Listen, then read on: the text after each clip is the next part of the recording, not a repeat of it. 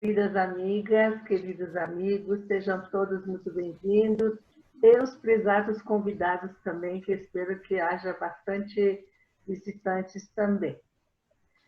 E com imensa alegria e satisfação que damos continuidade às palestras virtuais que estão sendo produzidas pela comunidade Bahá'í de Brasília, e estamos muito felizes com os amigos que têm apoiado e participado durante já praticamente 3 meses que essas palestras começaram. E também queremos agradecer com muita gratidão os palestrantes que têm com tanta boa vontade nos brindado com palestras bastante significativas. O tema de hoje é educar por inteiro. Alguém poderia perguntar, novamente, falar de educação? Realmente precisamos falar muito da educação. E os ensinamentos Bahá'ís consideram a educação fundamental. Nas palavras de Abdu'l-Bahá, a educação e a instrução das crianças está entre os atos mais meritórios da humanidade e atrai a graça e o favor do misericordioso, pois a educação é indispensável fundamento de toda a excelência humana e permite aos homens e às mulheres, claro, ascender às alturas da glória eterna. Da minha parte, desde que adquiri uma certa maturidade, fico pensando na responsabilidade dos pais na educação dos filhos. E então, sempre uma pergunta perturbadora me incomoda. Eu fico pensando, hoje em dia, para exercer qualquer profissão, estão pedindo diplomas, estão pedindo estudos, prática.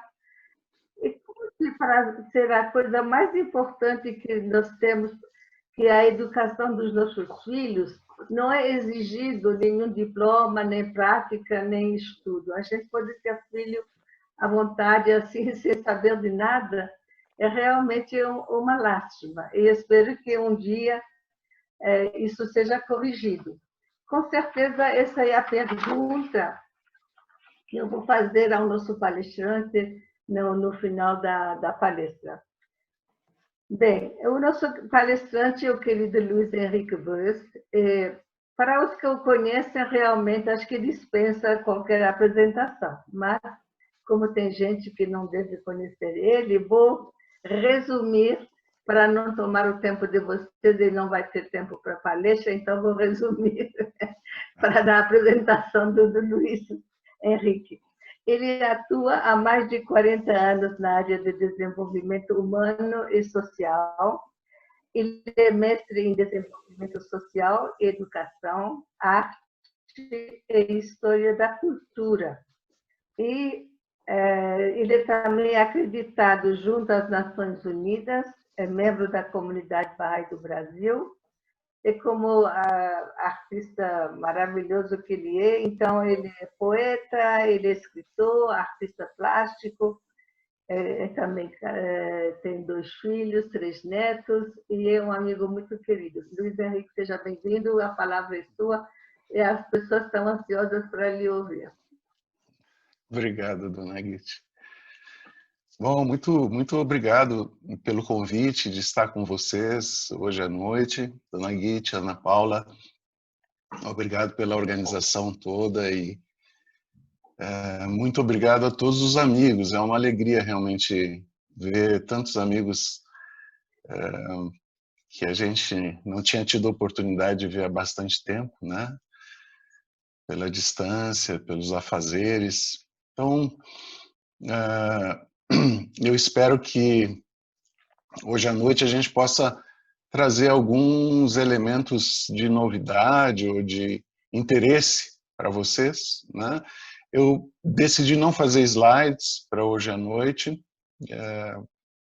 e achei que uma fala mais solta e mais tempo de interação entre a gente era mais interessante. Então, basicamente, vou dar uma pincelada, um chute inicial na bola, para depois a gente poder trocar ideias mais com bate-papo mesmo. Então, como a dona Guite já leu, né, o texto de Abdu'l-Bahá, realmente a educação é uma coisa fundamental, não é possível. Só um instantinho que eu estou admitindo pessoas aqui. Você não precisa mais, deixa a Ana Paula agora cuida disso. Ela faz, tá. Eu fiquei com medo que deixasse eles lá fora, tá muito frio, deu uma esfriada, tá chovendo, É tem um verdade. vento forte, Uhum. né? Ainda bem que a gente não convidou os gafanhotos para a reunião, porque eles ficaram todos lá na Argentina, não vieram para o Brasil. Vamos ver. Pois é. Não parece tempo de cataclismas bíblicos, assim, pandemia, invasão de gafanhotos? As 10 pragas do Velho Testamento, não? Ontem me Pois perguntaram sobre isso. na verdade tem 11 pragas agora, porque o barbeiro também não pode cortar o cabelo da gente, é um horror. Cortar o próprio cabelo é um desastre, mas tudo bem. Então, educação transforma pedras brutas em pedras preciosas, né? Se a gente tira uma pedra de dentro da mina, um diamante, um rubi, uma esmeralda, elas são pedras feias, são cinzentas, são disformes, são sujas, né? Aí o homem vai lá, traz essa pedra para a superfície, lava e leva para um lapidador. E daí o lapidador começa a cortar a pedra e vai tirando pedaços. E cada pedaço que ele tira se torna uma faceta de luz. E a pedra vai emitindo luz. E quando ele termina a lapidação, a gente tem outra realidade. Não é mais aquela pedra cinzenta e disforme, ela é um ponto de luz. Ela brilha de todos os lados. É exatamente isso que a educação faz. Baha'u'lláh diz: considerai o homem como uma mina rica em joias de inestimável valor. Então, o homem é uma mina rica de joias de inestimável valor. Só que essa passagem de Baha'u'lláh, ele usa uma metáfora, né? Ele diz uma mina cheia de joias de inestimável valor. Numa mina, a gente não vai encontrar joias, que nem tem na Gastern e outros lugares, com colar como o da Dona Guite, lindo, com pérolas. Mas não vamos encontrar isso na mina. Mas Baha'u'lláh diz, bom, na mina, cheia de joias de inestimável valor. Porque Baha'u'lláh já está vendo o produto final. Ele sabe que aquelas pedras sujas e feias vão ser lapidadas e vão se transformar em joias, né? E daí quando ele diz que o homem é uma mina rica em joias de inestimável valor, ele diz a educação tão somente pode fazê-la produzir seus benefícios, seus frutos e fazer a humanidade se aproveitar disso, né? Só a educação. Então, nós sabemos, desde o Antigo Testamento, desde o livro do Gênesis, né, que o homem foi criado à imagem e semelhança de Deus. E, infelizmente, dentro da cultura cristã, se pintou muito Deus, né? Deus foi pintado, tem sido pintado há 2000 anos, né? Deus em cima das nuvens, Deus sentado num trono, Deus comandando os santos e os anjos. E por causa dessa visão antropomórfica de Deus, quase que se perdeu a noção dessa frase. Porque quando é dito que o homem foi criado à imagem e semelhança de Deus, essa expressão coloca no homem uma nobreza, uma sublimidade, uma ascendência, uma dignidade fora do comum. Jesus nos diz no Evangelho de João que Deus é espírito. Ele diz: sabei que Deus é espírito e que os que o adoram devem adorá-lo em espírito e verdade. Então, se Deus é espírito e nós fomos criados à imagem e semelhança de Deus, então é óbvio que o que nós temos de semelhança com Deus não é o corpo. Se nós somos imagem e semelhança de Deus e Ele é espírito, o que em nós é semelhante a Deus é a nossa alma, é o nosso espírito, e não o nosso corpo. E aí sim a frase do Gênesis assume uma dimensão extraordinária. Quando nós entendemos que Deus é o Espírito infinito, todo amor, toda bondade, acima de qualquer capacidade de compreensão humana, acima de qualquer possibilidade de entendimento, o mistério eterno, o oculto dos ocultos, o manifesto dos manifestos. Quando nós pensamos que então existe em nós uma semelhança com esse espírito imortal, é extraordinário o que nós podemos entender a respeito do ser humano. E, no entanto, tudo isso que nós somos potencialmente só pode ser manifestado através da educação. Se não tivermos a educação, as pedras vão continuar enterradas, vão continuar disformes, vão continuar cinzentas e nunca vão produzir nenhum brilho. Num texto muito dramático, mas extremamente verdadeiro, claro, Baha'u'lláh diz que algumas coisas nessa vida, nesse mundo, acabam perdendo a significação e o seu valor. E entre essas coisas ele diz as crianças, que não têm acesso à educação e ao refinamento. E que, portanto, passam por essa vida como se fossem meros animais. Pouco mais que animais.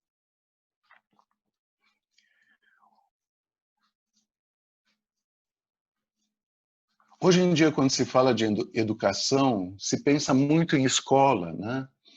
Se pensa em escola, em universidade. Só que nós sabemos que a educação é muito mais do que isso.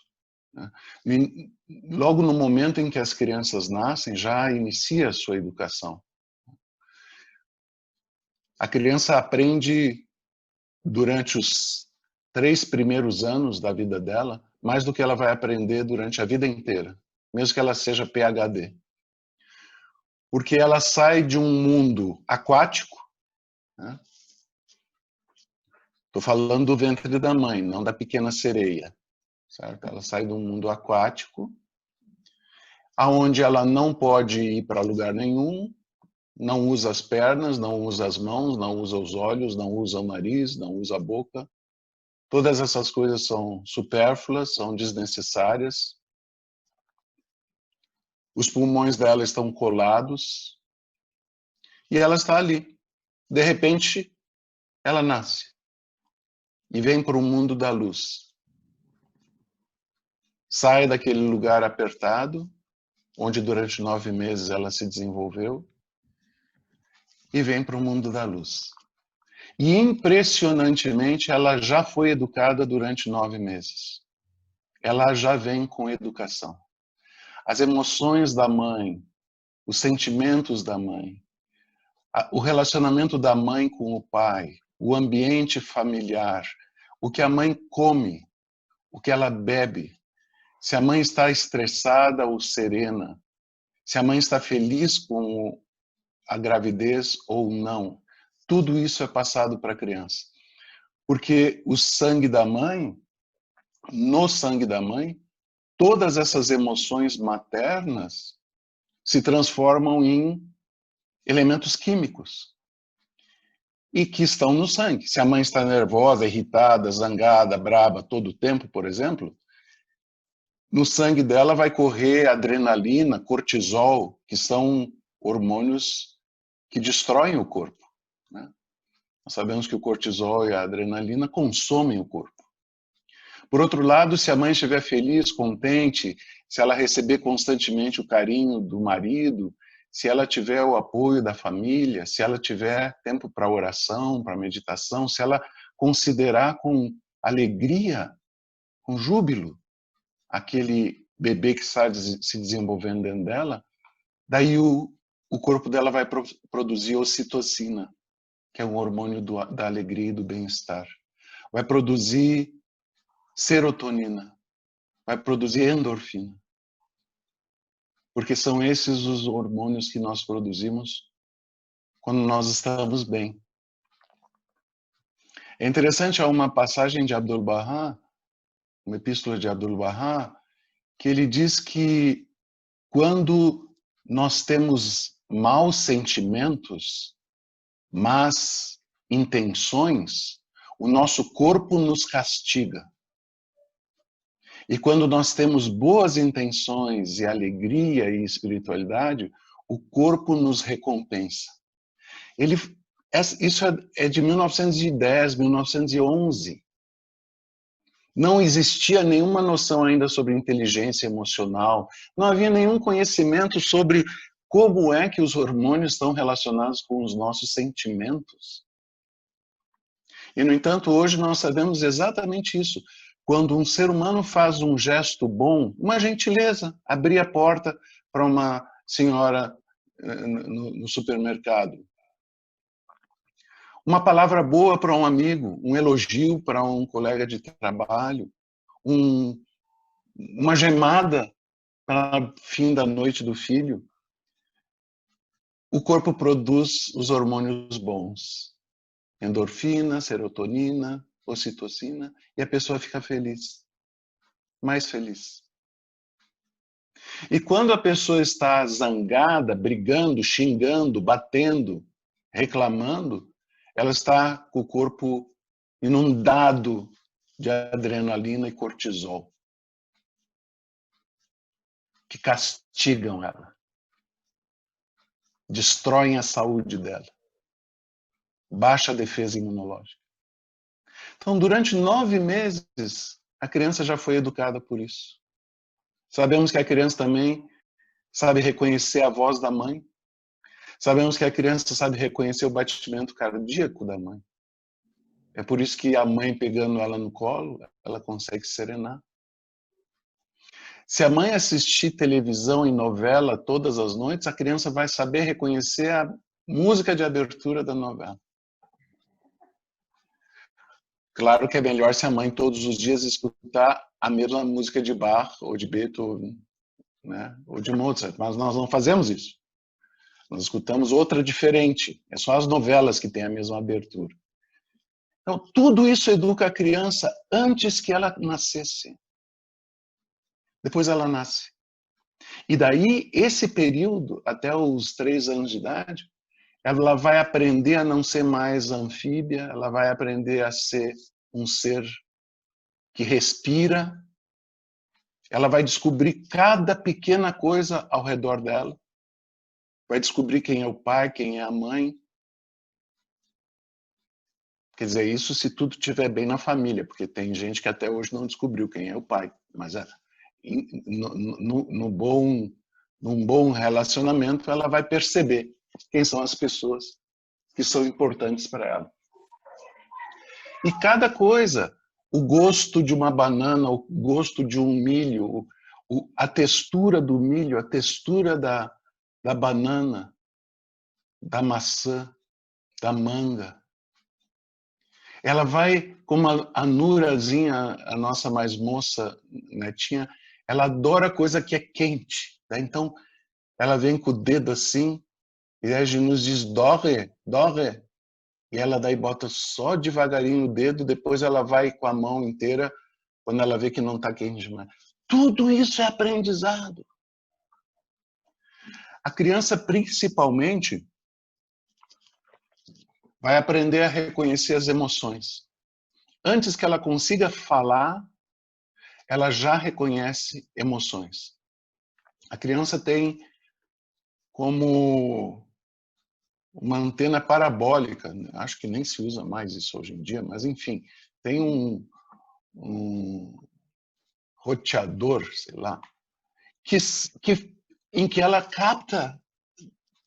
Nós temos cerca de 200 músculos no rosto. E há mais emoções humanas do que existem palavras para descrever. E, no entanto, a criança vai perceber cada uma dessas emoções. No irmão, no vô, na avó, na mãe, no pai, nos vizinhos. Todo esse descobrimento é imenso. Nós não podemos calcular o volume de informação que acontece durante esses 3 anos de novidade. Depois, se ele lê 3 livros por mês, durante o resto da vida dele, não se compara a descobrir um mundo novo, como aconteceu quando ele saiu da barriga da mãe. Então, a primeira educação que a criança recebe é emocional. Nós sabemos hoje em dia que antes que a criança saiba falar ou entender as palavras, ela entende as emoções que estão sendo transmitidas para ela. Se essas emoções forem positivas, boas, cheias de amor, compaixão, amparo, aconchego, carinho, afeto, ela vai se desenvolver bem. Mas se a predominância das emoções for negativa, ela vai ter um eclipse na alma. E o brilho que ela poderia ter nunca vai se constituir como uma realidade. E talvez ela tenha que passar o resto da vida inteira lutando para superar os traumas que a falta do amor na infância causaram na alma dela. Talvez ela tenha distúrbios de comportamento. Talvez ela seja levada de uma infelicidade a outra, nos seus relacionamentos amorosos, na sua busca de estabilidade na vida, no seu engajamento no trabalho, no seu relacionamento com as outras pessoas. Tudo porque no período em que ela era um ramo frágil e verdinho, não veio o ar puro que ela precisava. Não veio o sol quente que ela precisava. Não veio a água refrescante que ela precisava. Ela brotou numa terra seca. Ela brotou numa terra árida. E claro, qualquer um que já tentou plantar alguma coisa, o Marcos é o nosso campeão, Marcos Fadel é o campeão de plantação. Ele tem umas estufas e umas sementeiras na casa dele que ocupa quase um quarteirão inteiro, de tudo que é tipo de vegetal e fruto e tal. Maravilhoso. Então, qualquer um que já tentou plantar alguma coisa e esqueceu de molhar a planta, sabe como ela fica esturricada e como é difícil sobreviver, né? Tem almas que, infelizmente, vivem assim. Infelizmente, vivem assim. Mas outras recebem razoavelmente tudo o que necessita para se desenvolver, acabam indo até o final do ensino médio, entram na universidade, fazem cursos prestigiados, advocacia, medicina, né, e outros, engenharia. Não vou dizer arquitetura porque não é prestigiado, mas tudo bem. Mas arquitetura também.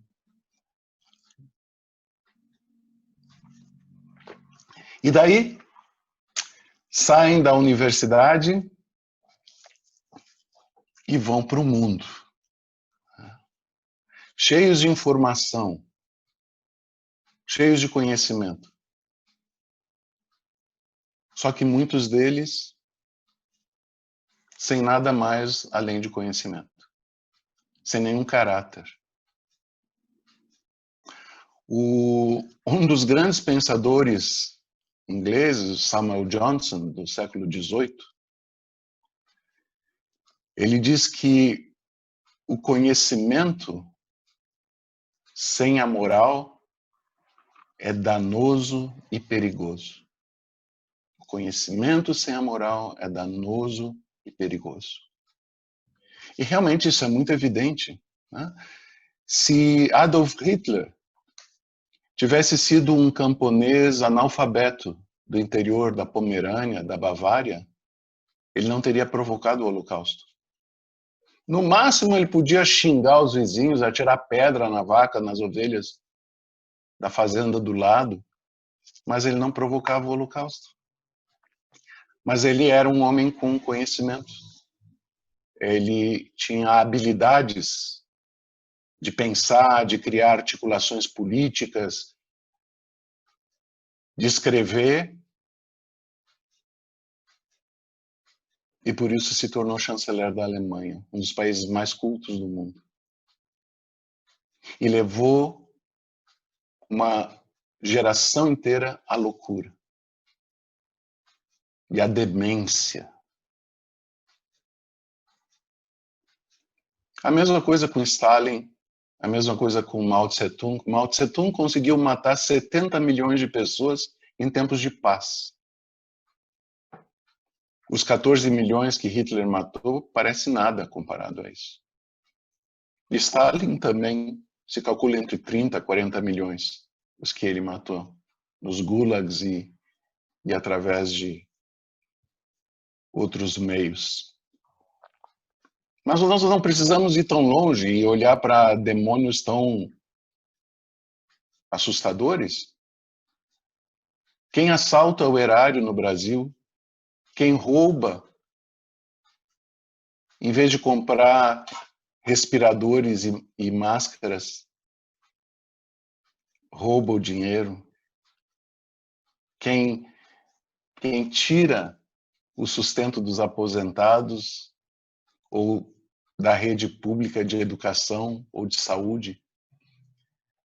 Quem rouba e não deixa as estradas serem boas e as pessoas então têm acidentes e morrem tentando se desviar de buracos.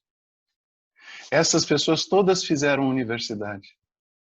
Senão eles não estariam em posições de destaque. São pessoas com conhecimento, mas não têm educação na alma.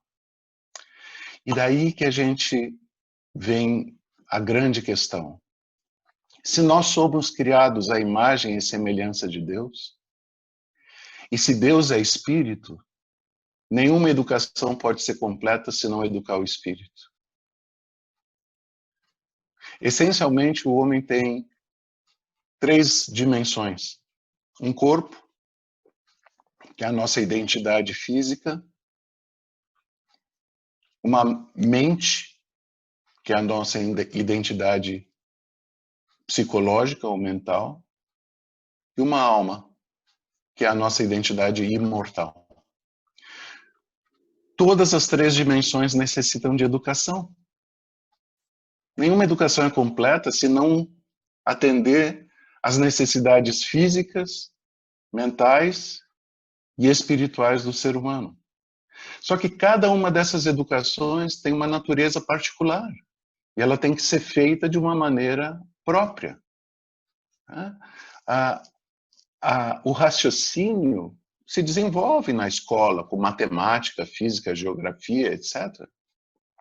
E na universidade ajuda o homem a pensar, mas isso não garante que exista dentro dele uma alma boa.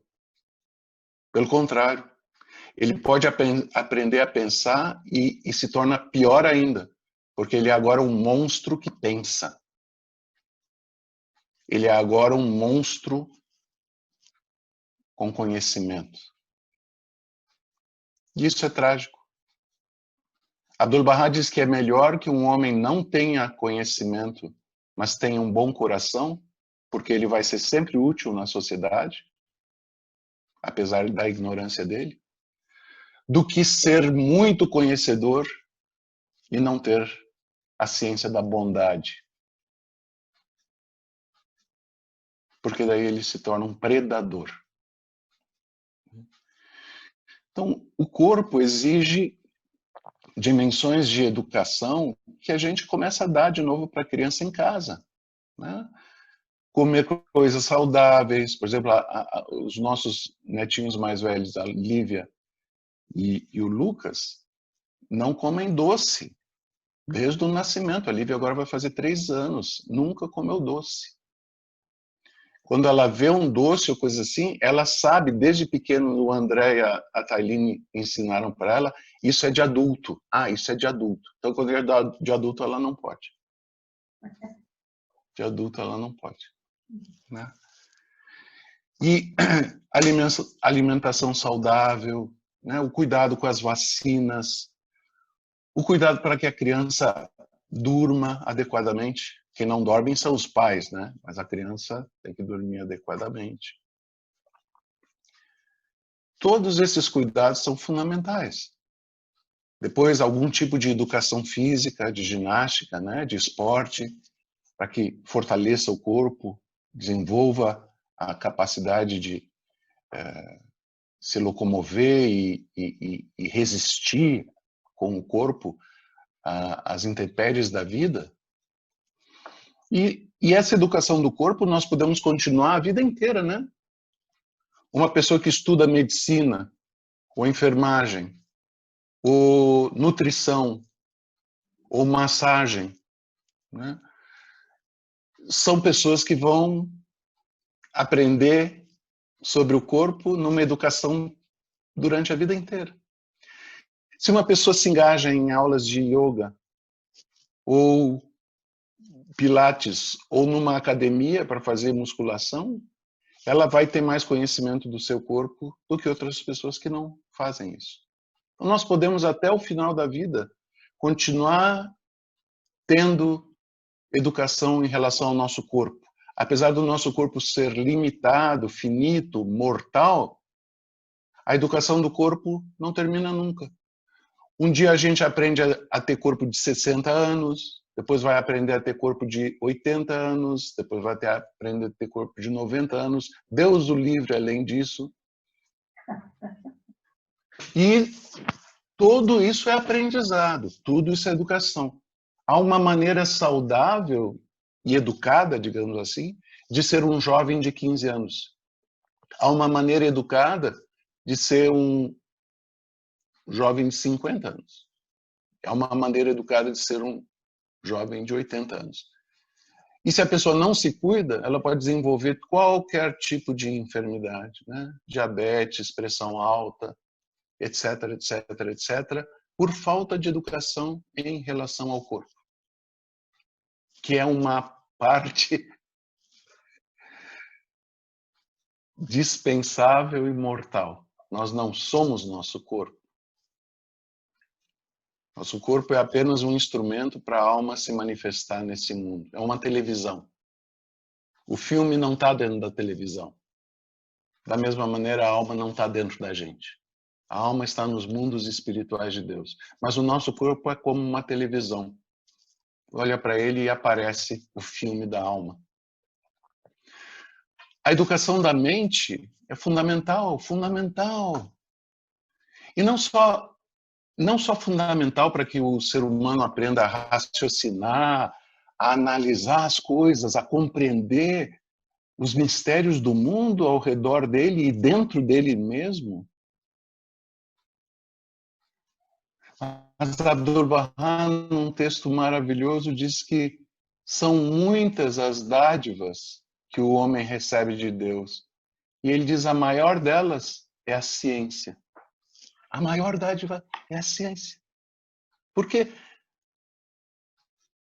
quando nós investigamos as coisas de maneira científica, os nossos olhos se abrem para o espanto da magia e da beleza que existe no universo. Né? Quem me conhece bem sabe que eu sou devoto de Einstein, né? Apesar de não terem declarado ele santo, mas eu sou devoto dele, e realmente a tese de mestrado foi da correspondência entre Einstein e Freud, sobre a paz, sobre a guerra e a paz. E Einstein realmente foi um homem brilhante em termos humanos, e tremendamente espiritual, de uma religiosidade exemplar. Só que ele não era de falar de Deus, porque Deus é interpretado de tantas maneiras que era melhor que ele não falasse mesmo. Então ele diz, por exemplo, eu memorizei essas coisas. Ele diz: minha religiosidade é uma admiração extrema por aquele Espírito Supremo que nós não podemos compreender, mas que se manifesta em todas as coisas que nós examinamos. Quer uma maneira mais linda de falar de Deus? Um Espírito Supremo, como Jesus disse, Deus é Espírito, que nós não podemos entender, mas que se manifesta em tudo. É um texto que podia estar nas revelações de Bahá'u'lláh, podia estar no Alcorão, podia estar no Evangelho, porque é a essência da realidade. Então, nossa mente se desenvolve dessa forma, com uma investigação científica do mundo ao nosso redor e do mundo dentro de nós. Né? A cosmologia estuda lá fora, a psicologia estuda aqui dentro. E tudo é ciência, tudo é investigação, tudo é descoberta, tudo é fascinante. Muito bem. Como é que se desenvolve agora a educação do espírito? Como é que nós educamos uma alma?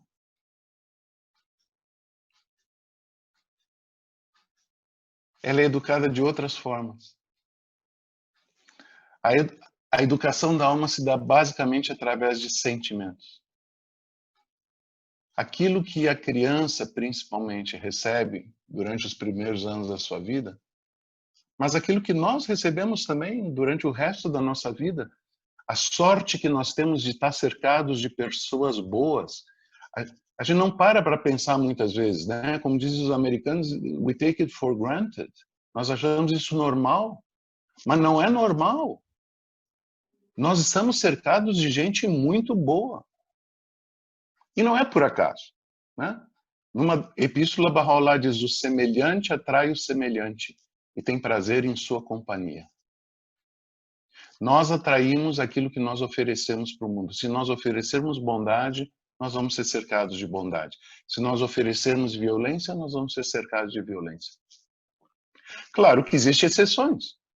Às vezes uma pessoa muito boa pode sofrer uma violência, mas não é a regra. Não é a regra.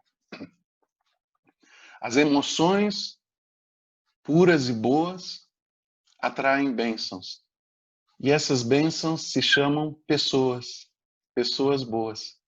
Daí a gente tem uma boa secretária, maravilhosa secretária, daí a gente tem um maravilhoso colega de trabalho, daí a gente tem um chefe que é bacana, daí a gente tem tudo legal. Porque os sentimentos são nobres. E a gente aprende os sentimentos nobres em casa.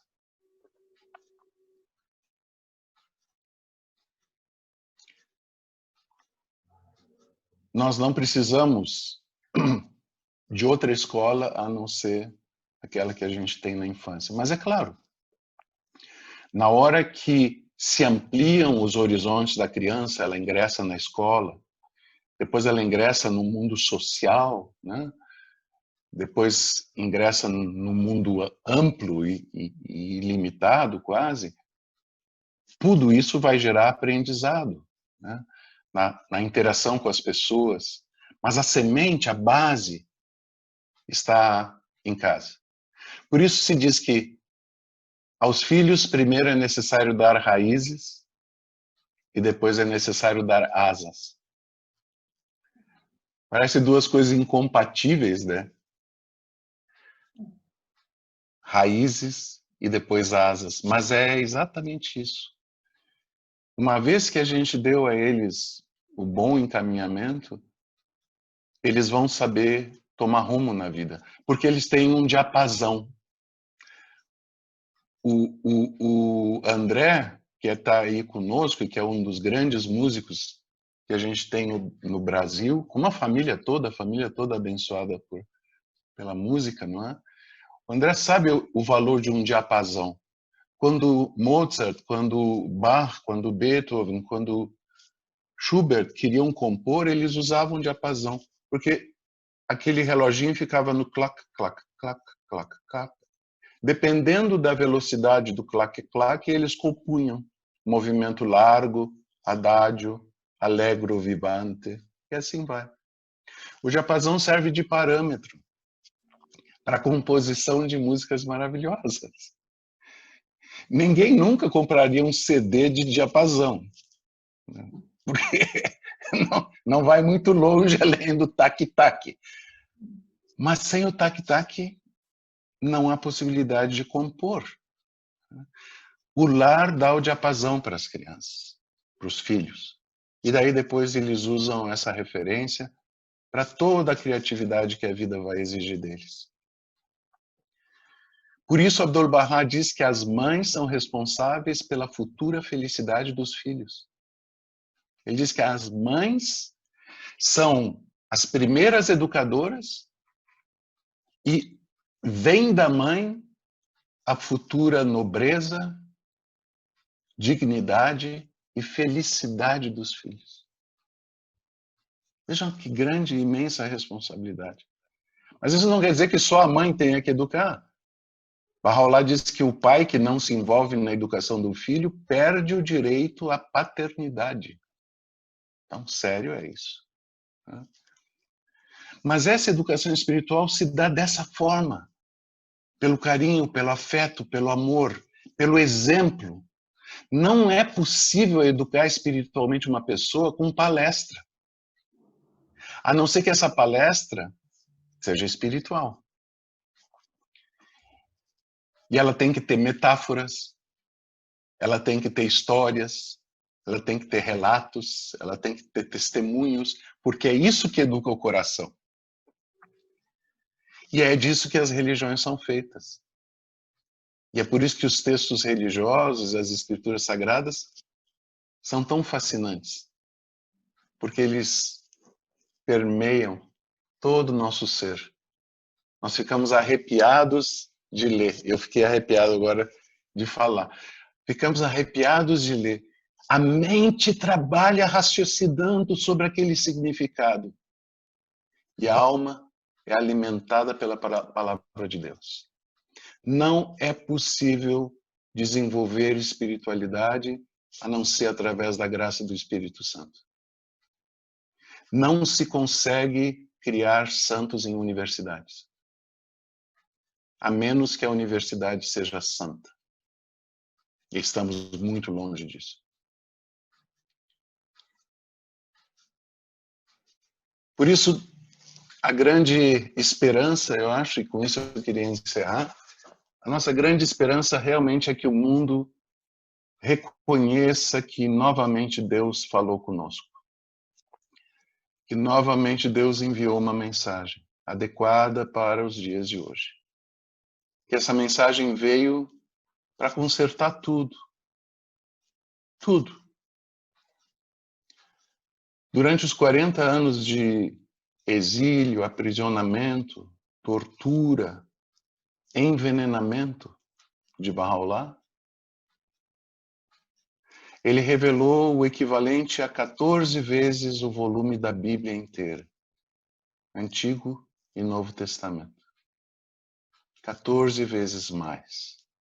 70 vezes mais do que o Alcorão, que foi revelado a Muhammad durante 23 anos. Isso nós sabemos não é porque Bahá'u'lláh é maior do que Jesus ou Moisés ou Muhammad. Bahá'u'lláh nos proíbe pensar isso. Ele diz que são todos o mesmo sol. Todos são o mesmo sol. Só que um era o sol às 6 da manhã, outro era o sol às 10 da manhã, outro é o sol do meio-dia. Mas o sol do meio-dia é o sol das 6 da manhã e é o sol das 10 da manhã. É o mesmo sol. Mas o brilho é distinto. Porque as condições da Terra suportam. A revelação de Bahá'u'lláh não é correspondente à grandeza dele. A revelação de Bahá'u'lláh é correspondente à maturidade da humanidade. Ele só pôde trazer uma revelação tão ampla porque a humanidade agora está atingindo, aos poucos, o seu período de maturidade. Às vezes tem uns escorregões, né? Agora parece que teve uma regressão psicossocial tremenda e parece que tem 13 anos de idade de novo. Mas tudo bem. 2 passos para frente, 1 para trás, é assim que a humanidade sempre andou. Temos que ter uma paciência enorme, sem perder a confiança. Nós vamos em direção ao reino de Deus na Terra. Nós vamos em direção ao amor universal. Nós vamos em direção à fraternidade de toda a raça humana. E nós estamos indo em direção a uma educação que vai abranger as 3 realidades do homem. E vai criar seres humanos saudáveis, mentalmente estáveis e espiritualmente santos. Esse é o destino da humanidade. Tomara que a gente possa ajudar nesse destino. Tá, queridos? Desculpem, eu sem slides ainda consegui exagerar na fala, mas a gente se entusiasma e daí vai indo. Mas se eu puder trocar ideias com vocês, se eu puder ajudar em alguma coisa, me falem.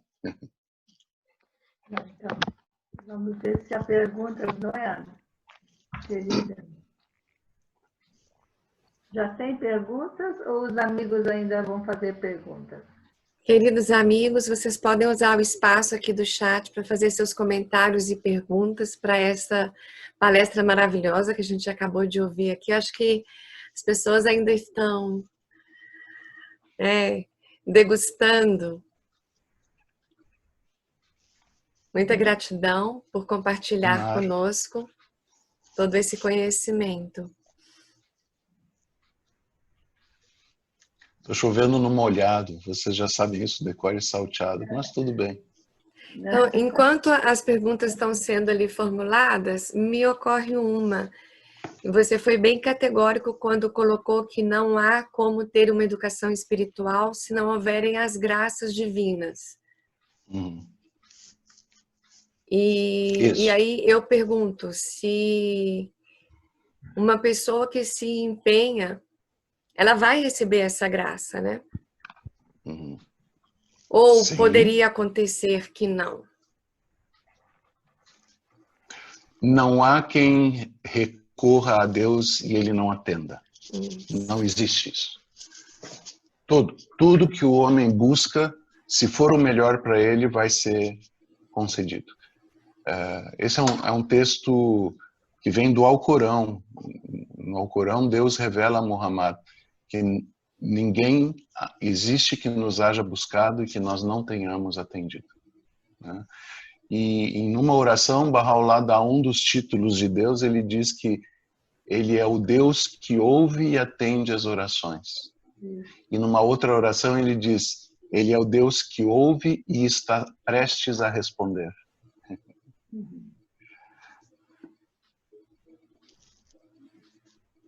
Então, agora começaram a aparecer aqui algumas perguntas.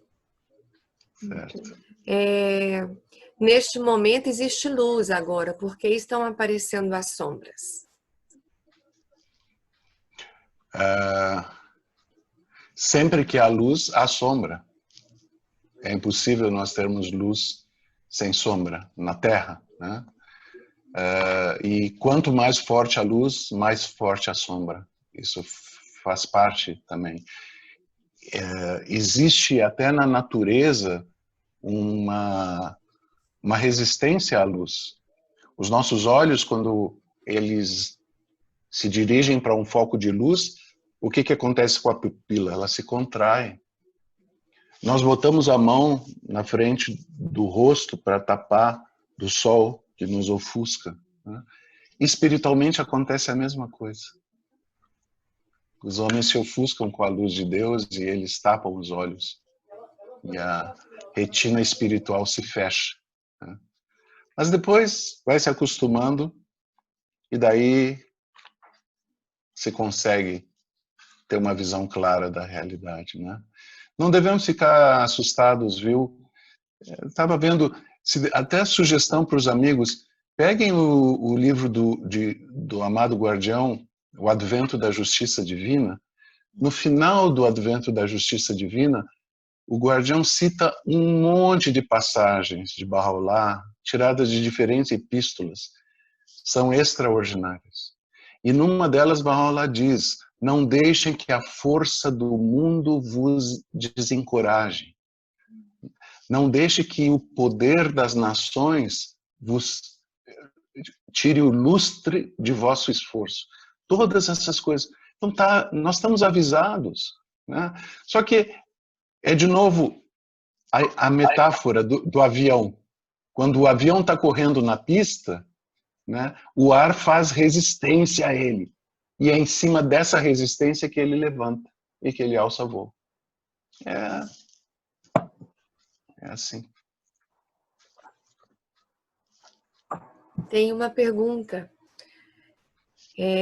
Pedindo que você especifique um pouco como incutir a educação espiritual nas crianças. Certo. Olha, o livro que foi reeditado, que eu tinha escrito há muitos anos atrás, foi reeditado, chama Educar por Inteiro. Né? Lá tem vários capítulos com sugestões sobre o que fazer para poder ajudar as crianças a desenvolver a sua educação espiritual. Primeira coisa, exemplo. Categoricamente, o mais fundamental. Todo o resto é secundário. Exemplo. Eu me lembro que quando eu estava no Soutanier, eu fazia a oração ou a repetição 95 vezes Alá no escritório, e quando eu abri os olhos depois, o André estava sentado na minha frente, com as perninhas cruzadas e também meditando. Quer dizer, é isso que a criança precisa, ver o pai e a mãe orando. Nunca pedir para os filhos uma coisa que a gente não faz. Né? E depois encorajá-los nas coisas espirituais. Né? Nós começamos hoje a nossa sessão com uma criança cantando uma palavra oculta. Né? É lindo. E que bom que ela sabia a palavra oculta inteira, né? Porque senão ia ficar complicado como orientação de jardinagem. No jardim de teu coração nada plantes, nada plantes, nada plantes. No jardim do teu coração nada plantes, nada plantes, nada plantes. Se ela não soubesse o resto, ia ficar só nisso, né? Salva a rosa do amor. Então tá, daí a gente fica aliviado. Histórias. As crianças, não só as crianças, todo mundo ama histórias. Né? Histórias, contar histórias toda noite. Especialmente histórias com fundo moral, as historinhas de Êxopo. Temos que recuperar Êxopo. Êxopo é maravilhoso, escravo romano, né, ou grego. E 2000 anos, enfim, 2.300 anos de existência, mas as histórias são maravilhosas, a raposa e as uvas, né, o sapo e os bois. Quando isso fica dentro da gente, de novo, faz parte do diapasão moral, passa a ser referência dentro de nós. Memorizar os textos sagrados é fundamental, porque na hora que nós memorizamos o texto sagrado, aquilo passa a ser segunda natureza.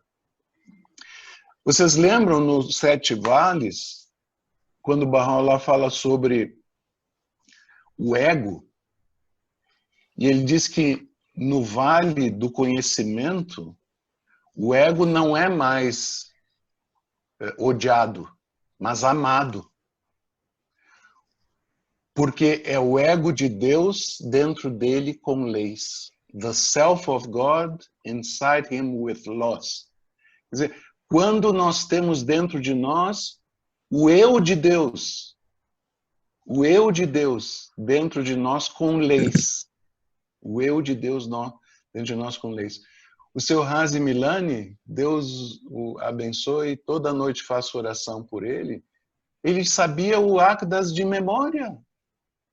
Sabia o que estava em Actas de memória inteiro. E as palavras ocultas. Eu ia dizer isso agora, eu ia acrescentar palavras ocultas. Agora, desculpe, deixa eu pegar uma carona. Tem muitos pais que têm usado as fitas gravadas por Razi para as crianças menores. E realmente estão muito satisfeitos, porque Razi sabia contar uma história bem contada. E as crianças adoram. Excelente. De noite, na hora de dormir, muitos pais têm usado. E realmente eu fico feliz por eles. Eu também fico feliz. Excelente, exato. Tem uma pergunta. São histórias. Uhum. Tem uma pergunta dupla aqui. Que este conceito... Só deixa, Ana Paula, deixa eu só fechar uma outra coisinha. Sabe, ditados populares. É importante usar ditados populares. As avós faziam isso, sabe? E a gente memorizava os ditados. Quando a gente tem dentro da gente um ditado popular, isso, de novo, faz parte da gente, passa a fazer parte da nossa natureza. Devagar se vai ao longe, sabe? Quem espera sempre alcança. Fundo de poço tem mola. Fantástico. Essas coisas fazem parte da cultura popular e nós deveríamos... Hoje em dia, na internet, se vocês botam lá no Google ditados populares, vão encontrar uma lista de coisas sobre assuntos diferentes. Enfim, tá, Ana Paula, desculpa. É interessante que isso tem a ver com o tempo que você passa com as crianças, né? Porque é na transmissão oral, é na conversação ali do dia a dia com as crianças, né? E se coloca a criança na frente da televisão, do computador, do celular e tudo acabou, não tem a relação para que essas histórias possam ser contadas, as anedotas, né? Então... Isso. Aliás, deixa eu comentar uma coisa, querida, sobre educação e televisão. Gente, a Organização Mundial da Saúde manifestou com clareza que crianças até 1 ano de idade não devem ver nenhuma tela. Tela de computador, tela de celular, tela de televisão. Até 1 ano, nenhuma tela. De 1 a 2 anos, no máximo 1 hora por dia. E dividido em pedaços, não inteiro. As pesquisas demonstraram que as telas produzem nas crianças e nos jovens o mesmo efeito que a cocaína e a heroína. Ativam a mesma região do cérebro. E é por isso que os jovens ficam realmente viciados em jogos eletrônicos. Viciados. Eu já vi famílias em que o filho quebrou o braço do pai porque o pai queria impedir ele de continuar jogando o jogo. Eles vão à violência como alguém viciado, drogadicto. Então, cuidem, não deem... A gente vai em restaurante, ia em restaurante, não sei se um dia vai de novo em restaurante, mas quando a gente ia em restaurante, a gente via muito pai dando celular para acalmar a criança como babysitter eletrônica. É um crime, é um crime, é um crime. Então cuidem, falem com amigos, falem com parentes, falem com os filhos, falem com todo mundo. Não usem a tela dessa maneira. Sim. É sério, né? Muito. A pergunta é assim: este conceito de reino de Deus na Terra tem uma relação direta com uma educação espiritual da grande maioria das pessoas da Terra? Isso se dará através da educação espiritual, especialmente das meninas que transmitirão aos seus filhos? O processo não é tão facilzinho e tão linear como esse. Eu gostaria que fosse.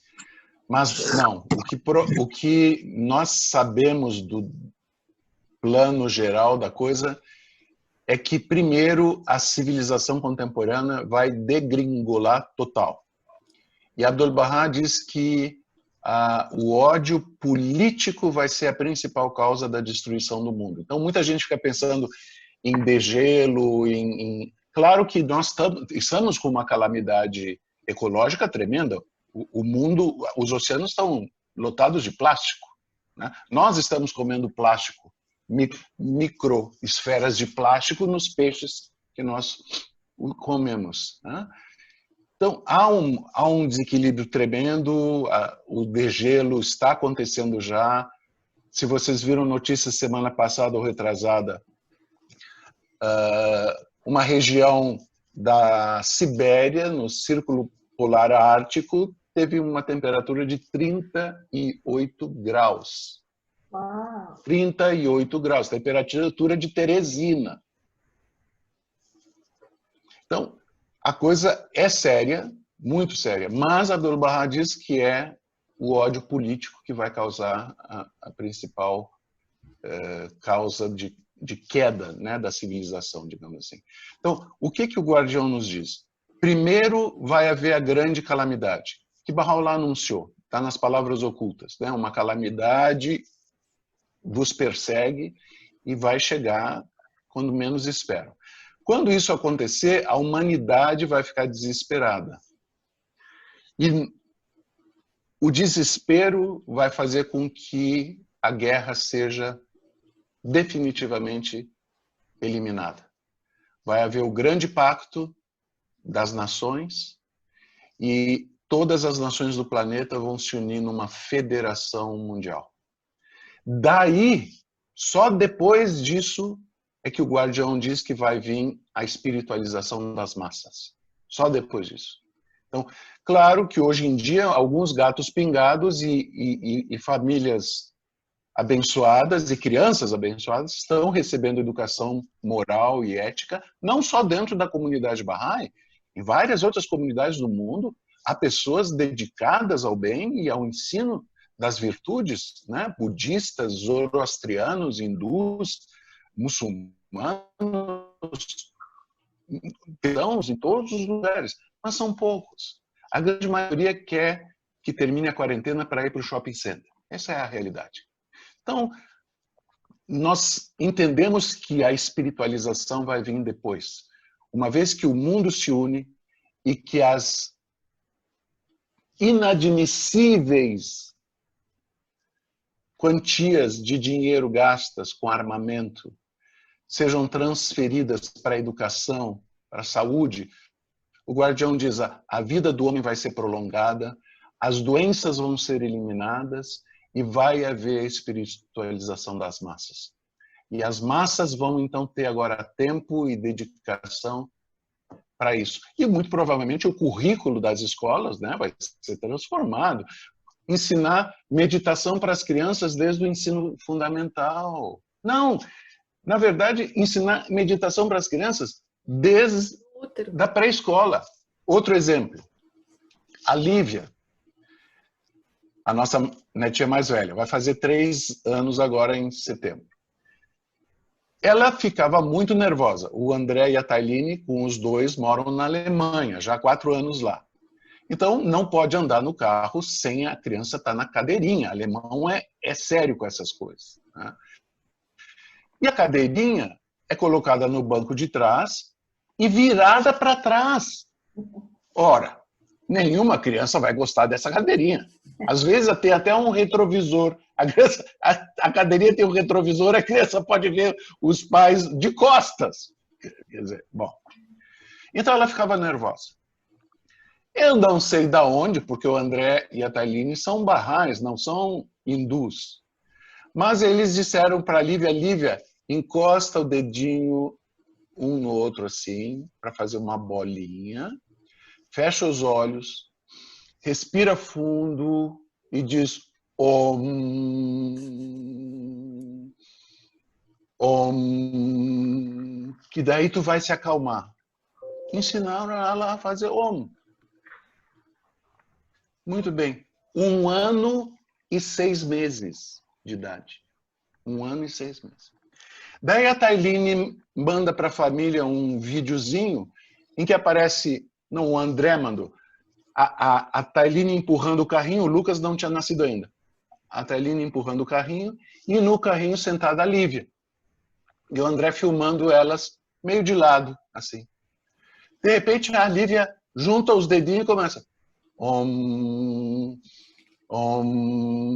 Aí depois eu perguntei, mas vem cá, Thay, tu disse para ela começar a meditar? Ela disse, não. Ela estava nervosa porque a gente não sabia onde ia comer, nós não tínhamos escolhido ainda. Ela estava nervosa porque estava com fome, então ela começou a fazer para se acalmar. Sabe o que é uma criança com 1 ano e 7 meses saber se acalmar?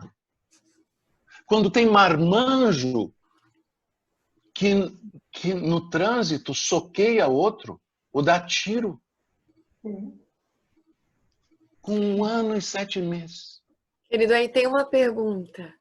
Que se aí a gente não tem esse modelo em casa de uma educação ideal, se a criança não foi educada espiritualmente, emocionalmente, pode ser transformada? E quando, se ela talvez já seja até um adulto, em uma nova criação através do poder da palavra de Deus? E aí, essa é uma pergunta que está aqui, e aí eu completo com uma que eu sempre tenho. Existe sempre salvação para o ser humano, mesmo que ele tenha tido uma péssima vida intrauterina, os primeiros anos de vida, emocionalmente, tudo aquilo que você colocou no início, que interfere na formação do caráter, da moral e do desenvolvimento da alma, mas tem como, tem jeito. Tudo tem sempre jeito.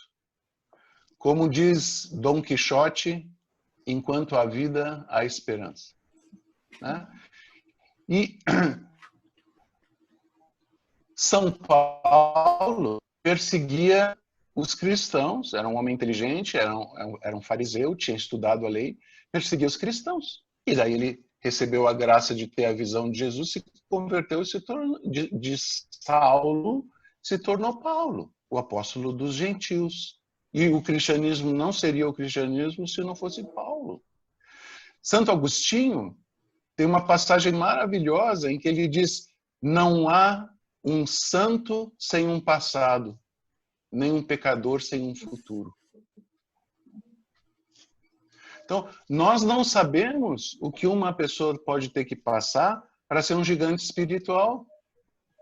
Muita gente educada nesse berço confortável, maravilhoso e espiritual se torna indigno da educação que recebeu. Se torna confortável. Não se sacrifica. E outros que não tiveram nada disso sofreram violências. Quando encontram o colo do nosso Senhor, se transformam a ponto de sacrificar a vida. Não foi o que aconteceu com o Badi, não foi o que a Anis pediu ao Baba. Quer dizer, quem somos nós para dizer se a educação vai garantir? É nossa obrigação fazer, mas nós não temos garantia. Quanto filho de família Bahá'í se afastou da fé? Ou se perdeu no mundo? E quanta gente veio de lares destruídos e conseguiu cercar de nosso Senhor? Como Baha'u'lláh diz, e é maravilhoso o texto dele no Actas, ele diz que quantos se acercaram de nós com candura no coração e que por isso os aceitamos em nosso reino. E quantos expoentes da erudição e do conhecimento merecidamente atiramos ao fogo. Então, não dá para saber. A gente tenta dar certo, né? Com a educação certa, tenta. Mas, não sei.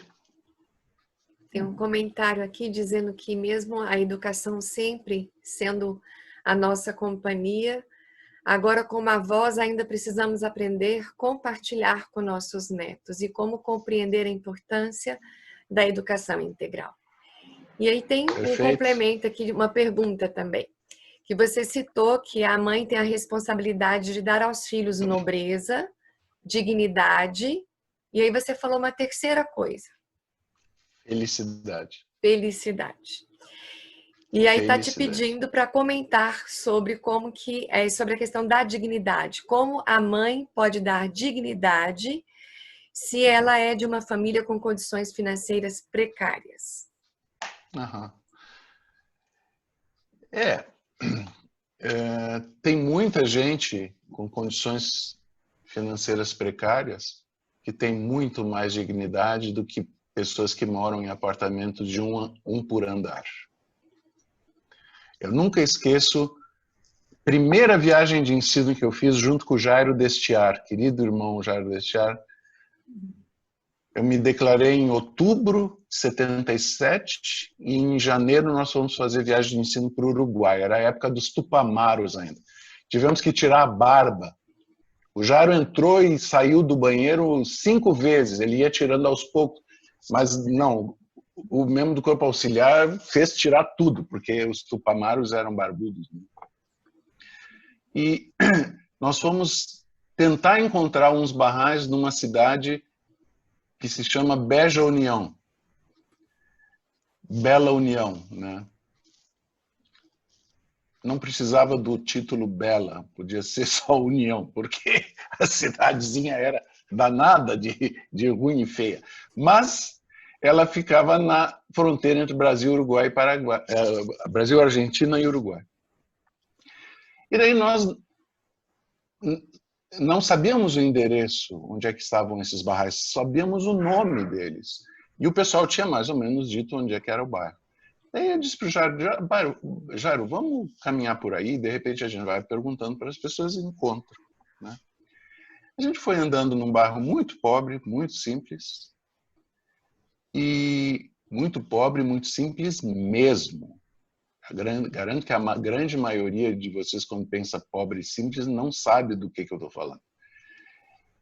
E daí nós vimos na frente de uma casinha muito simples,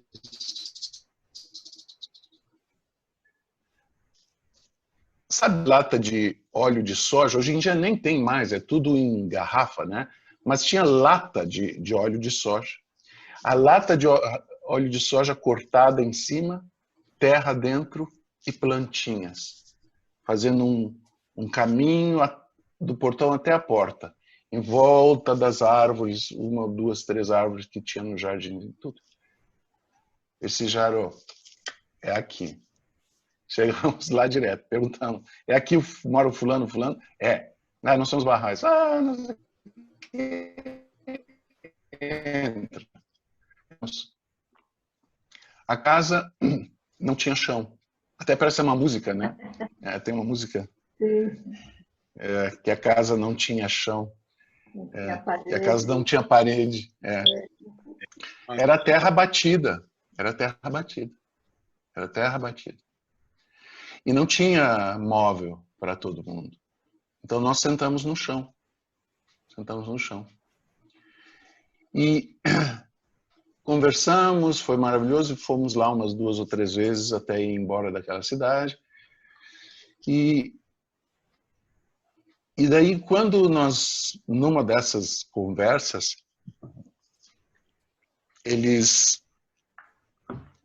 foi quando nós saímos da primeira vez, eu acho. Eles disseram, vocês sabem por que a gente se tornou Bahá'í? Por quê? Porque foi que nem vocês, os primeiros que vieram aqui, eles sentaram no chão, a gente conversou, e quando eles levantaram para ir embora, eles não limparam a calça atrás. Não passaram a mão para limpar a calça. Eu digo, meu Deus do céu, olha as provações que Deus pode botar na gente. Já pensou se a gente tivesse limpado a calça? Sabe? Mas não precisava, porque a terra era tão batida que não era suja. Só quem viu é que pode entender. E tu vê a dignidade dessas pessoas. Eles diziam que quando vêm esses pastores, curadores, milagreiros, o primeiro lugar que eles vão é lá no bairro deles, para contratar as pessoas para ser endemoniada, para fingir que estão doentes, para eles curar, expulsar demônio. Eles ganham R$50 e tal, e o pastor deve ganhar 5 mil, né? Com a história. Muito interessante. Então, não é a falta de dinheiro que tira a dignidade de uma pessoa. É a falta de vergonha na cara. É isso que tira a dignidade de uma pessoa. Obrigada, Ninguém querida. pode. É só a própria pessoa que pode tirar a sua dignidade. Ninguém pode fazer isso. Então, nunca confundamos pobreza. Meu Deus, a quantidade... O nosso Brasilzão, coitado do nosso Brasilzão, sem educação, sem emprego, sem orientação, sem guia, com exemplos que vêm de cima péssimos, um pior que o outro. Quanta mãe solteira, quanta mãe descasada, porque os maridos se mandam, e elas ficam lá cuidando da prole. Elas não arredam o pé. E ganham a vida como lavadeira, ganham a vida como faxineira. E quantos filhos, você, não sou só eu, vocês devem ter visto isso ao longo da vida. Quanto filho agradecido para a mãe. A minha mãe era uma santa, a minha mãe nos educou. Graças à minha mãe a gente foi para a escola. Sabe? Temos que implorar a Deus ajuda. Certo, estamos chegando ao final do nosso tempo. Acho que a gente abre para a Dinus falar um pouquinho do trabalho e depois eu passo para a Guide fazer o encerramento e convidar para a próxima semana. É bem.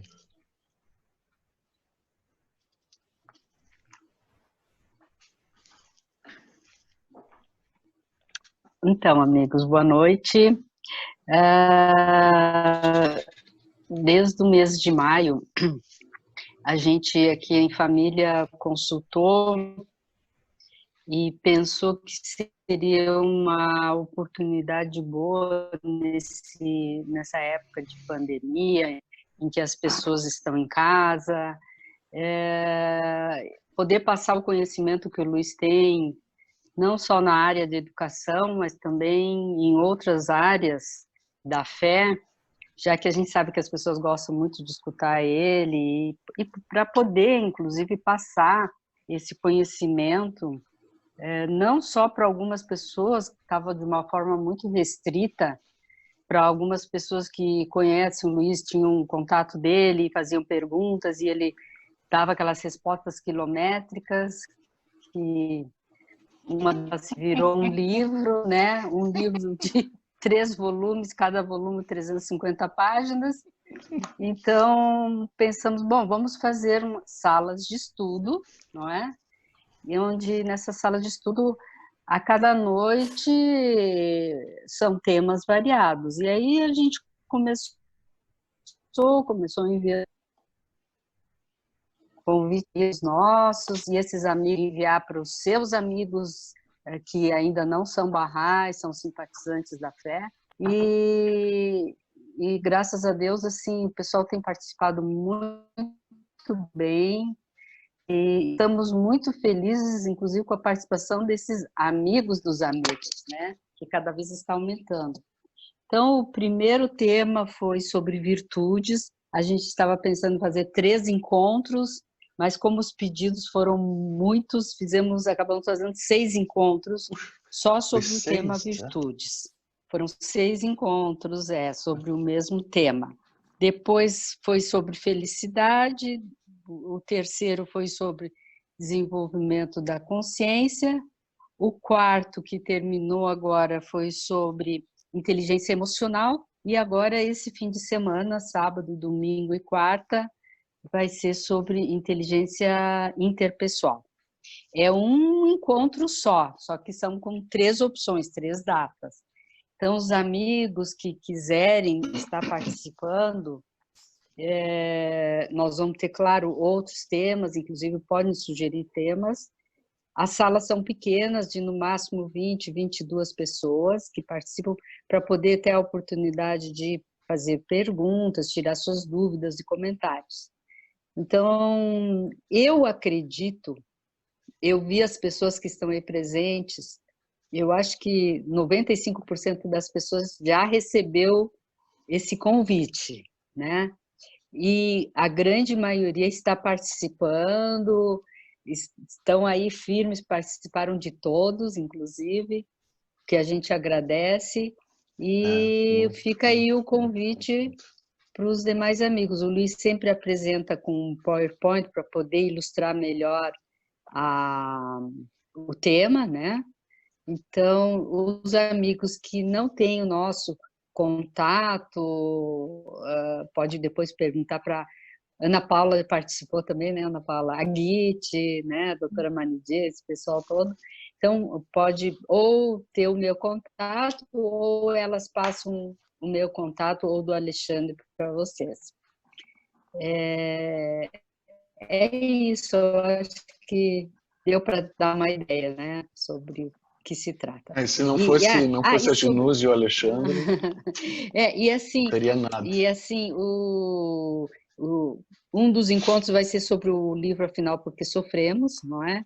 Porque muita gente adquiriu esse livro e é um livro com conteúdo bastante denso e a gente imagina que deve ter muitas perguntas, muitas reflexões. Então, vamos estar divulgando quando que vai ser, vão ser de 4 encontros, mas os demais temas, em geral, são de um único encontro. Uma sugestão, querida Ginus, coloque seu contato no chat, que eu acho que facilita. Vou colocar. Tá. Obrigada. Certo. Querida Guite. Então, queridos amigos, estamos no final da nossa reunião, na nossa palestra. Muito obrigada, Luiz. Realmente é muito gostoso lhe ouvir, nem que seja pela internet. Obrigado. Muito obrigada, eu tenho certeza. Quer dizer, aliás, tenho lido muitas mensagens agradecendo e está todo mundo muito feliz com a sua palestra. E semana que vem nós temos uma surpresa, haverá 2 palestrantes sobre um tema que ainda está muito, vamos dizer, fervendo no mundo todo, a questão racial. Então, o Gabriel e Irad juntamente vão falar sobre esse tema, então esperamos que compareçam e convidem seus amigos. Então, uma boa noite, muito obrigada pela sua presença e seu estímulo. Obrigado. Muito obrigada. Luiz Henrique. Muito obrigada, gente. Gente, muito obrigado. Palestra foi maravilhosa. Nossa, amém.